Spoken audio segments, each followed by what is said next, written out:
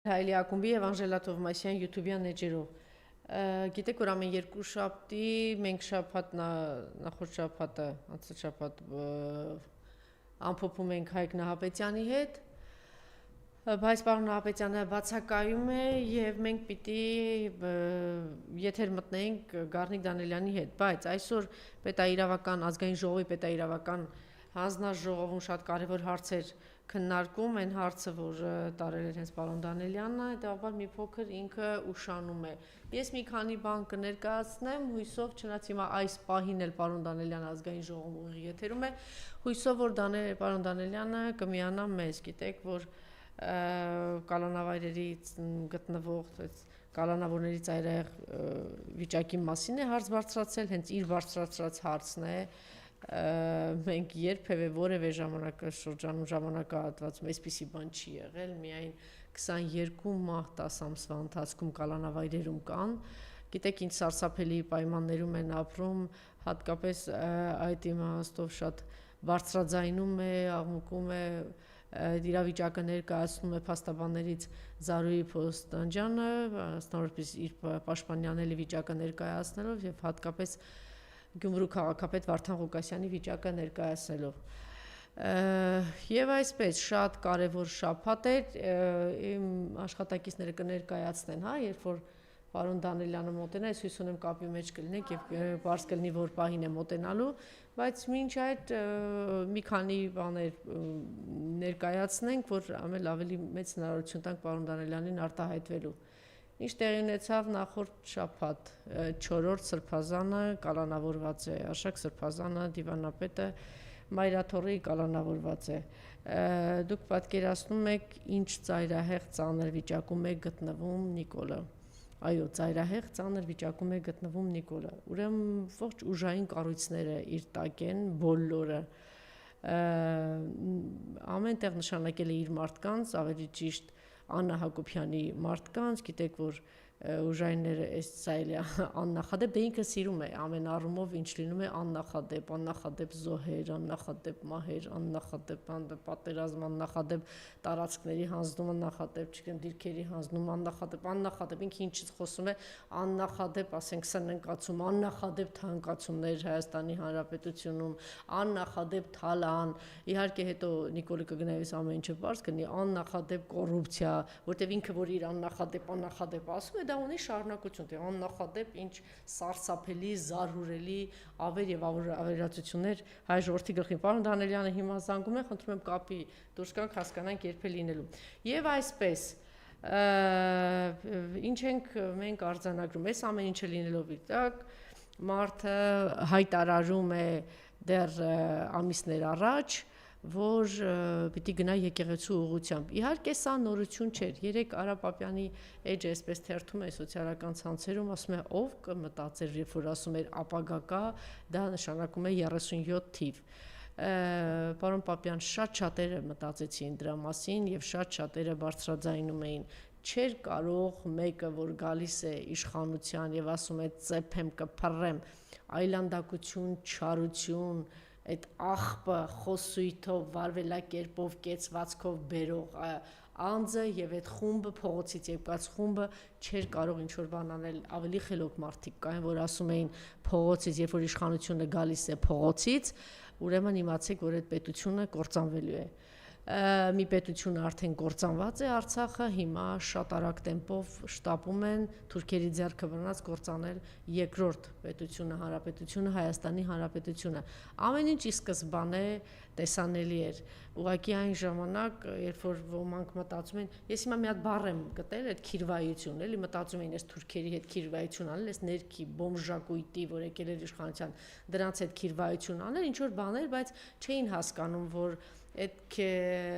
այդ ուժերին բերել են, որ հետո հերթով բոլորի հարցերը լուծի, հերթով, կարգով, այսպես շնորհքով գա բոլոր իր բանի ասած, այն Շմայիսի ասած շնորհքով, ճակերտավոր բոլորի հարցերը լուծի։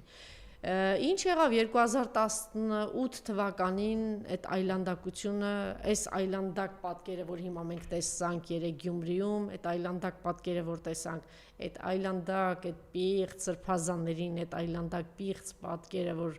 մենք տեսանք Սուրբ Սարգիսում, դրանից առաջ Արագածոտնում, այսպես շարունակական, որ ինքը այդ ամեն ինչը անում է, տեսնում ենք, որ այդ այլանդակ պատկերը շարունակվում է 18 թվականին, դուք արդյոք չէիք հասկանում, երբ որ քաշում էին վեհափառ հոր խաչը, քաշքշում էին, հարձակվել էին, եւ այն բոմժակույտ այդ այլանդակությունների, այդ աղանդավորների, այս ուժի հետ եկած այս վիժվածքները, այդ որ այդպես էին այդ խոսույթով մի այլանդակ խոսույթով հարձակվում էին հայ առաքելական եկեղեցու վրա, հարձակվում էին սրբազանների վրա, վեհարանի վրա, դուք հիշում եք վեհարանի վրա հարձակվեցին, վեհարանը գրավեցին եւ այսինքն այս ամեն ինչը տեսանելի է, այստեղ նոր բան չկա։ Ուղղակի ուրիշ հարցեր, շատ ավելի կարևոր հարցեր, իրենք հերթով են կարևոր մեր մարմինները սենց դղրդացնում էին ու հասկանում էին ինչը կարող են այս պահին խժռել, կարող են բարձրաստիճան զինվորականներին խժռել, հարձակվում ենք իրենց վրա, կարող ենք խժռել նախկին նախագահներին եւ իրենց ողջ միջավայրին, կարող ենք Արցախի վերնախավը խժռել, կարող ենք, այսինքն խնդիրը ուրիշ խնդիր էր դրած այդ պահին, քանի որ նախկինում էր մի 10-15 տարի իրենք իրենց լրատվամիջոցներով այդ ամեն ինչը արել են, այն տեղը որտեղ մի քիչ ավելի հեշտ էր, իրանք արագ խժռում են բանտեր, այս մարդկանց պղծել, հեղինակազրկել եւ այդ այլանդակություններով, իրենց այլանդակ խմբով, իրենց այլանդակ հետևորդներով հարձակվել իրենց վրա։ Եվ մի ինչ-որ ժամանակահատված տպավորություն էր, որ կարծես թե հայ առաքելական եկեղեցուն եւ հանգիստ են թողել։ Եվ հասունացավ պահը, կարևոր խնդիրներից մեկը լուծեցին, Արցախը այլևս Ադրբեջանն է, Արցախը կործանեցին հիմնարար, Արցախի վերնախավը գտնվում է Բաքվի բանտերում, Բաքվի եւ պետք էր անցնել կարևոր դիրքերը տվել են 3 մի շողակաթով նկարահանված անցած տարվա ֆիլմ է։ Իմիջիայլոց շատ կարևոր բան է անում շողակաթ հեռուստաընկերությունը, հիմա իհարկե իրենցից խլեցին, ինքը տարածում սփռում չունի, բայց YouTube-յան ալիք ունի, անպայման շատ լավ ֆիլմեր կան այդտեղ արած։ Ես առիթից օգտվելով մի անգամ անպայման կցուցադրեմ դա, գնում են Գեղարքունիքի մի քանի գյուղեր էին գնացել սահմանամերձ եւ այն ողջ սարսափը ներկայացնում են, թե ինչ է բերել ամայացած այդ գյուղերի գլխին, ինչ է բերել Նիկոլը, գյուղացիները պատմում են, արոտավայրերը վախենում եւ սարսափում են, չեն մտնում, ընդամենը մի քանի 100 մետր հեռավորության վրա դիրքերի վրա կանգնած են ադրբեջանցիները, իրենց քմահաճիկով կարող են կրակել, կարող են հարձակվել, ինչ ուզում են կարող են անել եւ հարմար պահին ուղակի կարող են մտնել այդ գյուղեր։ Այդ նույն հաջողությամբ տրված է իրենց համար էլի հաջողությամբ եւ Սյունիքում, մյուս տեղերում այդ բարձունքները տված են, այնպես որ այս կարևոր հարցերը լուծեցին, այդ Կիրանցում, Տավուշում, Սյունիքում, Գեղարքունիքում բոլոր կարևոր այդ բարձունքները տրված է թշնամուն, Արցախը հիմնարար կործանված է, Արցախի վերնախավը գտնվում է Բաքվի բանտում, հիմա պիտի անցնեն Հայաստանի Հանրապետությանը։ Ինչը կարող է խանգարել, այս կարծիքը կա, անշուշտ այդ հիմք ունի ապրելու սա, որովհետև ինչ է ասում, ինչու հայ առաքելական եկեղեցու վրա այսպիսի հարված գնաց, ինչու Մայրաթորի վրա այսպիսի մեծ հարված է գնում, մենք գիտենք, որ պատմականորեն հայ առաքելական եկեղեցին լինելով ամուր, կարծր, անկառույց եւ մենք երկար ժամանակ չունենալով պետություն եւ պետականություն, ամբողջ աշխարհով մեկ հայ առաքելական եկեղեցին ստեղծել է շատ ամուր, կարծր, մեծ ցանց։ Սա մեր համաշխարհային ամենամեծ ցանցն է հայկական, որ ունի ազդեցություն, ավելին ասեմ, վերլուծություններ ներկայացնում, թե աշխարհի այդ ազդեցիկ կետերը որքեր են, մարմինները ովքեր են, ինչքան էլ զարմանալի թվական, գուցե զարմանալի չի, 7 կարևոր բաներ էին նշում հրյաների, չգիտեմ, այդ գլոբալիստական բաների, այդ լոկվերական այդ ընտանիքի մասին եւ այլն, այնտեղ նաեւ շատ կարևոր դեր ուներ մեր հայ առաքելական եկեղեցին, ընդհանրապես մեր այդ ցանցը, որ ինչպիսի համաշխարհային ազդեցություն ունի, իհարկե գիտեք, որ այնտեղ կան նաև աշխարհիկ շատ ազդեցիկ մարդիկ եւ թուրքերը, քանի որ Ադրբեջանի մասին չի խոսքը, մենք այստեղ գործ ունենք խորհրդային պետության հետ, Թուրքիայի մասին է խոսքը, եւ Թուրքիան այսպես ինքը շատ լուրջ երկիր է եւ ինչպես լուրջ կայացած երկրները իրենք շատ հեռահար նպատակներ են ունենում եւ ոչ թե իրենց պլաններ ու ծրագրերը կազմեն առաջիկա 2-3 տարվա համար, այլ իրենց պլանները սովորաբար կազմեն առաջիկա 50 տարվա համար, 100 տարվա համար եւ ինչ ենք մենք արձանագրում, պարզվում է, որ այս տարիների ընթացքում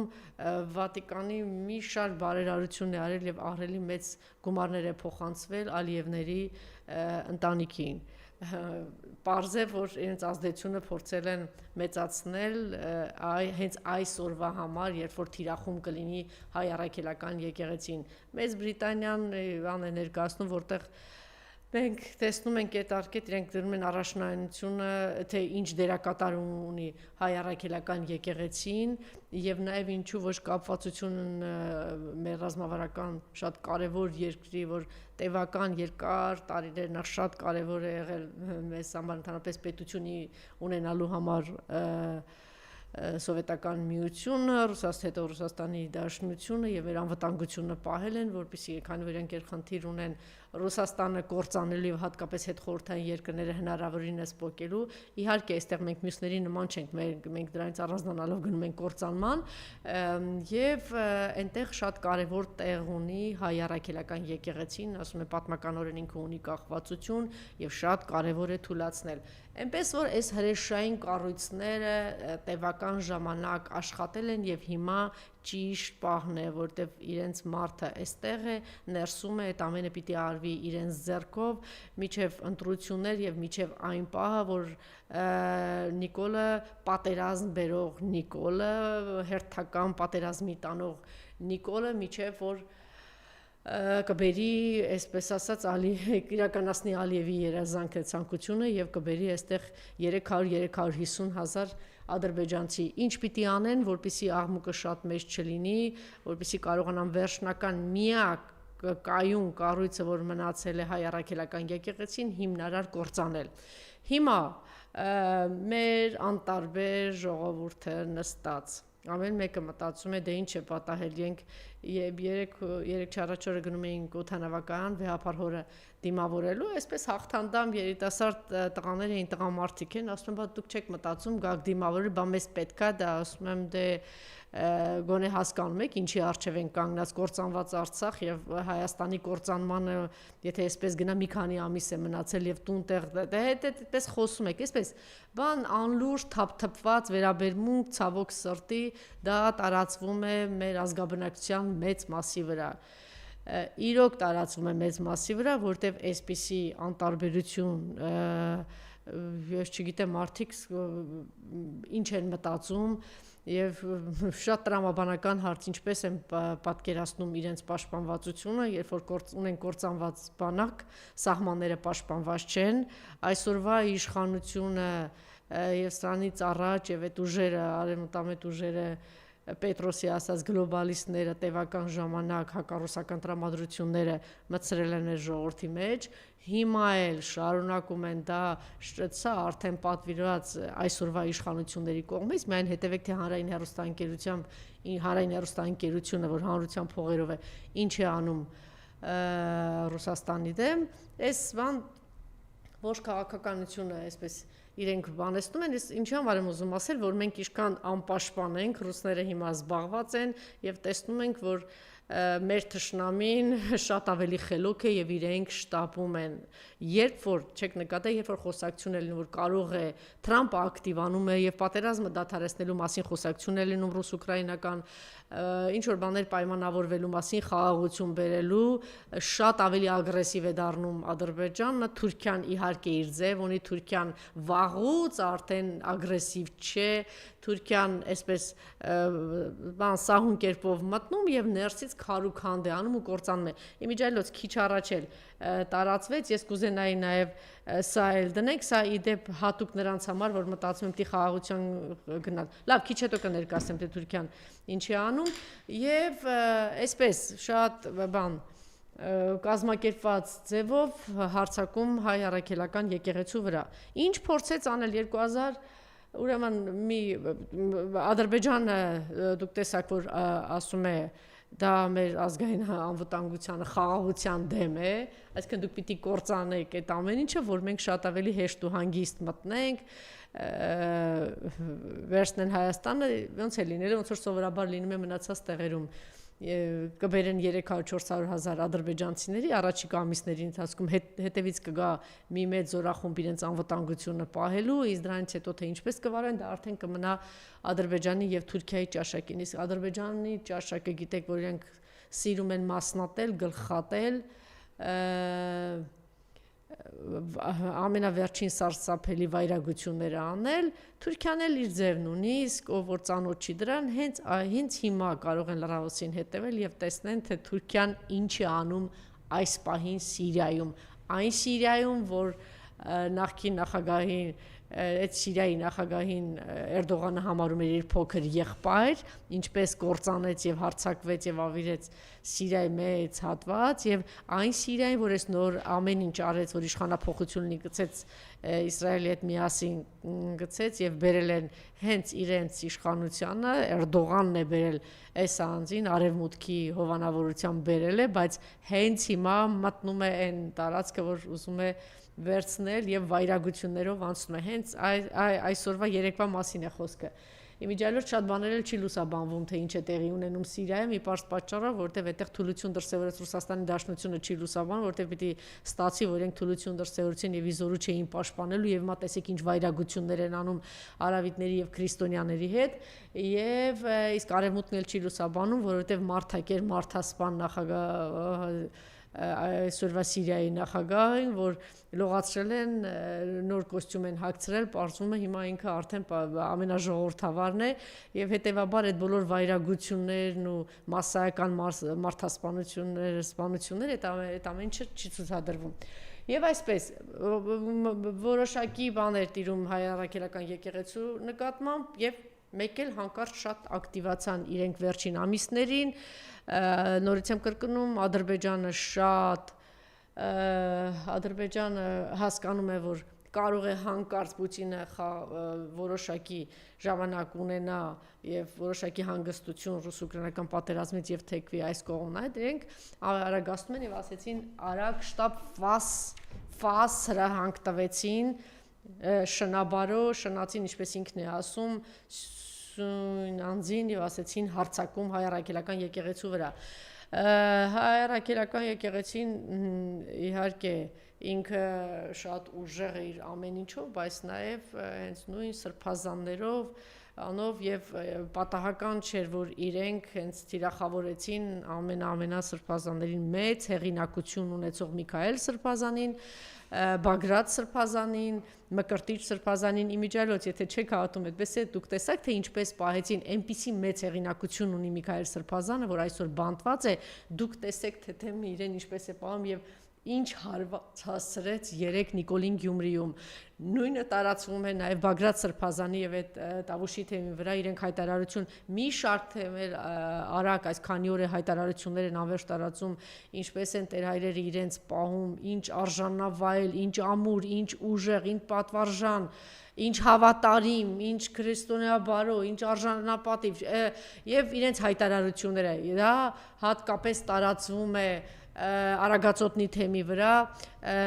փոխանցեցին, ես հետաքրքրեցի այս փուլում, թե Մկրտիչ սրբազանի մասին փորձում է հարց ու փորձ անել, շատ մեծ հեղինակություն ունի, շատ մեծ եւ մեծ սեր եւ հարգանք է վայելում, հատկապես իր թեմի ներսում մենք տեսնում ենք, որ առաջինը հենց բարձրաձայնեցին, այսպես փորձում են դիմադրություն թույլ տալ պայքարել եւ կանգնել հայ առաքելական եկեղեցու կողքը, Արագածոտնի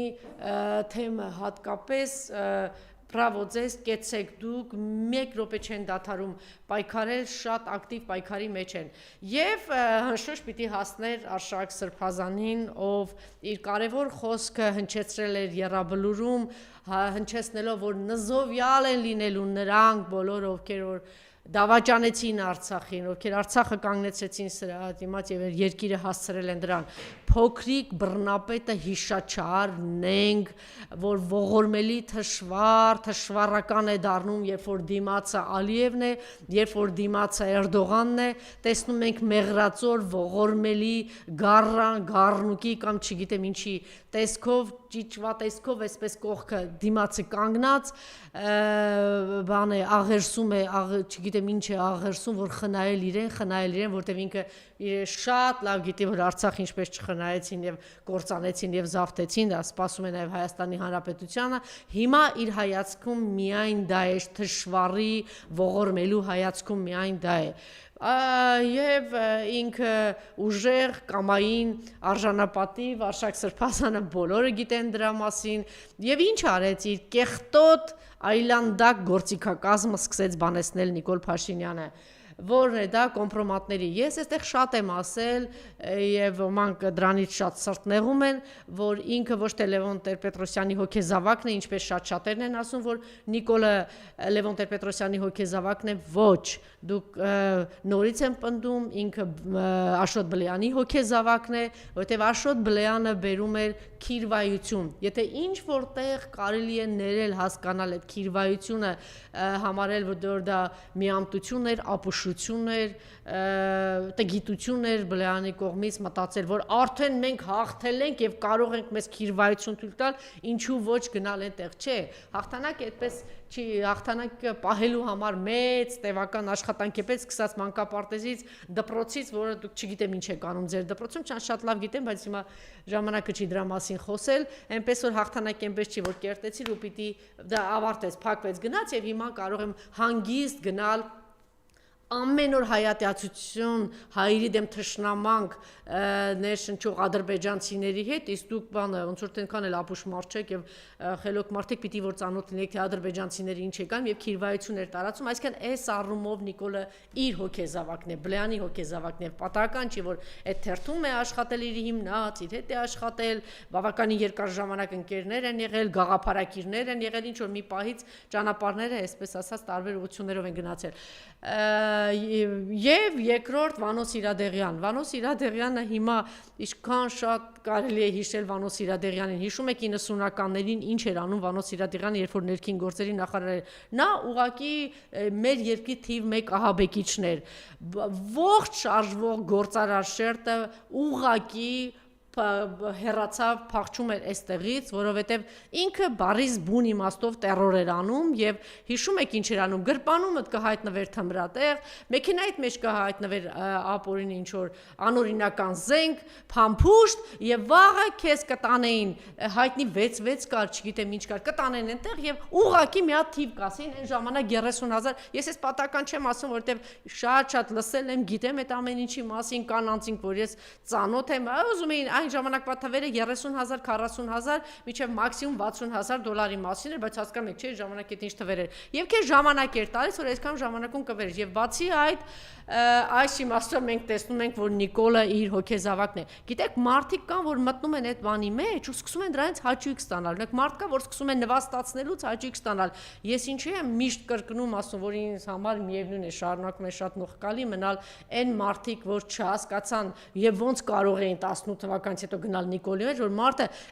ասենց այլանդակ բանով բառամտերքով բղավում էր, այլանդակ դեմքի էս բանով, որ ծեփեք, ման բռեք, նկատելի էր, որ ինքը դրանից գերագույն հաճույք է ստանում եւ ոնց կարող է նորմալ մարդը դրանից հաճույք ստանալ կամ դա նորմալ տեսնել եւ գնալ շարունակել Նիկոլի հետևից գնալ։ Ինձ համար անհասկանալի է մնում մինչեւ հիմա 18 թվականից եւ դրա համար ես կոնկրետ իմ շրջապատից բոլոր այդ այլանդակություններին շպրտել եմ համարելով, որ բան որոշ մարդիկ ներում ունեն, որտեվ հետո սկսել են պայքարել, շատ ակտիվ պայքարել Նիկոլի դեմ, հիմա ասենք գոնե այդ մարդիկ պայքարում են եւ ես հասկանում եմ իրենց, բայց կան չէ մարդիկ, որ ստվերում են, որ ընտրությունների չեն գնում, մենակ իրանց բոմժավար իրենց տան այդ հացը, երեխու հացը, տունը, ընկերությունը, այս 4 պատերը մենակ դրանով են զբաղված։ Եվ այս իմաստով ինքը մաքուր հոգեզավակ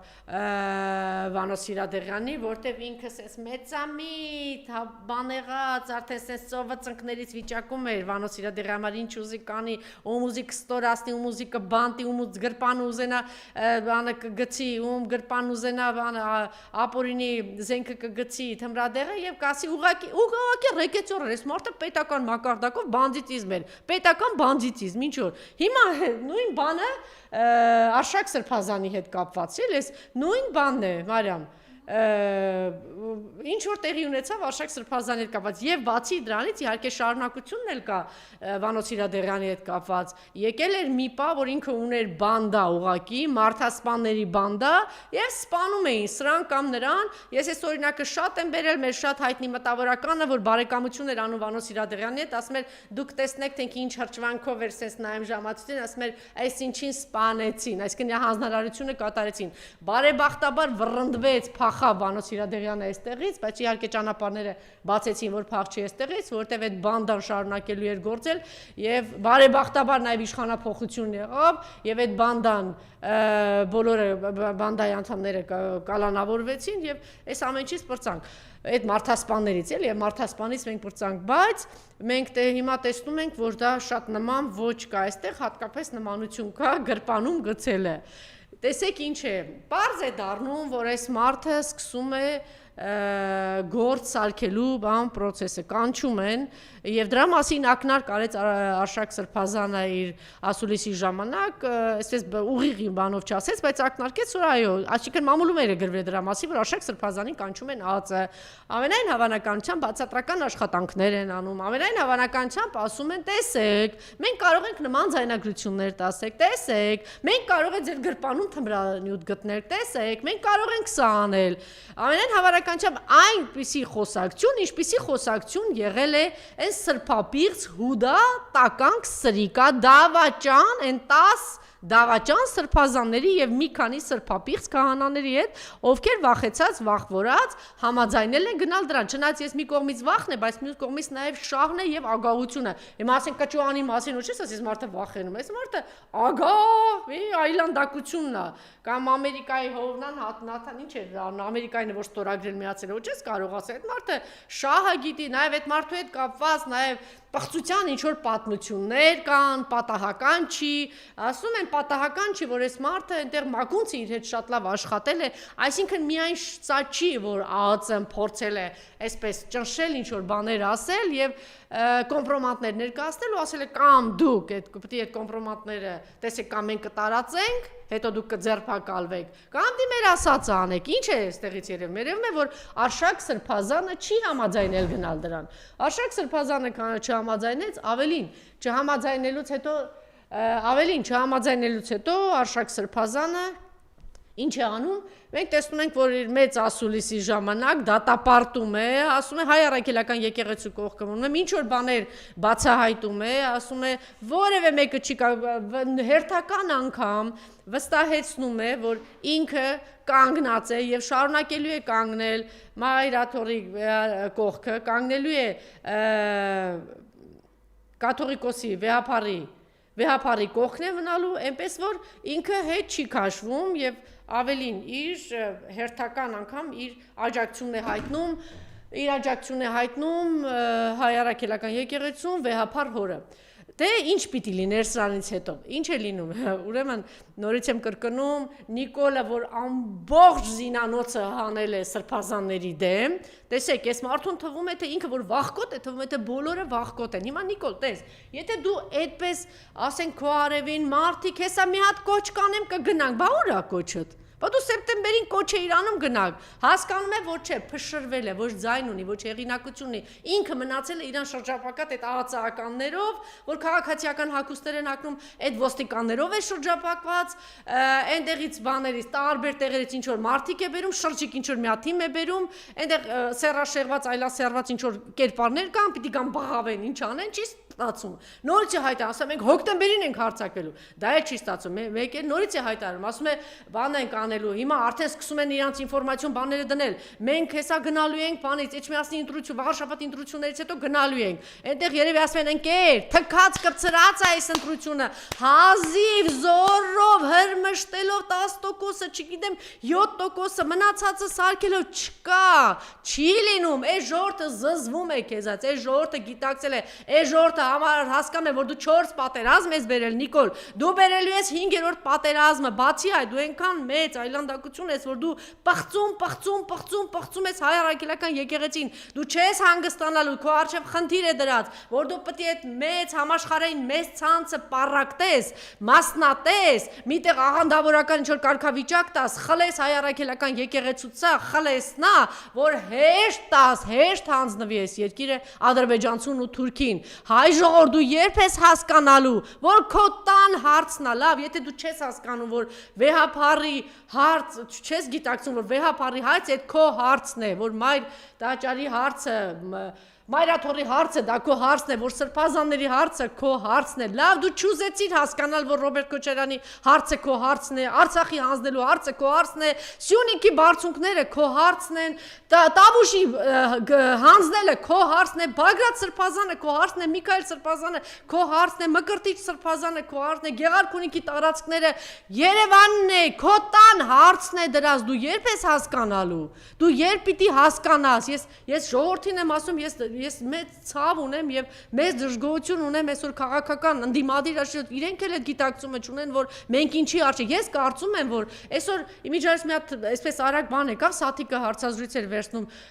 Հայաստան դաշինքից Էլինարի հետ եւ Էլինարը մի այսպեսի խոստովանություն է անում որ Սիսակ հա ինչ է Սիսակի ինչ ազգանունը Սիսակ Գաբրիելյանով մի падգամավոր կա, որ ՔՊ-ից եղել է ազատություն ռադիոկայանից, լրագրող արևին, իրան ընտրողներ, այ լացեք ձեզ վրա, լացեք, որ դուք ում եք ընտրել։ Եվ գիտեք ինչ է ասել, երբ որ ասել է իրան Էլինարն ասել է, լավ, դու չես հասկանում, որ մենք ասենք մի օր պատասխան պետք է տաք, էլի, ասենք դուք էսենց կործանում եք Հայաստանը, մեզ բոլորիս կործանում եք, ամեն կործանում եք, ասել բայց դի պետություն լինի, որ կործանենք, դի երկիր լինի։ Այսինքն իրենք արդեն գիտեն,